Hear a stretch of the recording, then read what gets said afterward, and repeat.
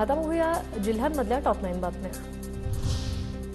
उष्णतेच्या लाटेमुळे धरणातील पाणीसाठ्यात घट। राज्यातील सर्व धरणांमध्ये सरासरी 28.06% पाणीसाठा। राज्यात चिंतेचं वातावरण। बीड जिल्ह्यात अवकाळीचा फटका। मागच्या महिन्यात झालेल्या पावसाने फळबाग आणि पिकांचं नुकसान। शेतकऱ्यांकडून नुकसान भरपाईची मागणी। नांदेड जिल्ह्यात उष्णतेच्या झळा। 42 अंश सेल्सिअस इतक्या उच्चांकी तापमानाची नोंद। उष्णतेने पीक करपण्यास सुरुवात।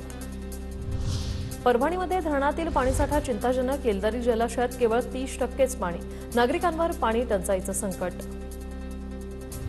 उद्या होणाऱ्या मतदानासाठी गाव गाठण्यासाठी चाकरमान्यांची झाली सुरुवात। सातारा, सांगली, कोल्हापूर, रायगड, रत्नागिरीत जाणाऱ्या गाड्या फुल।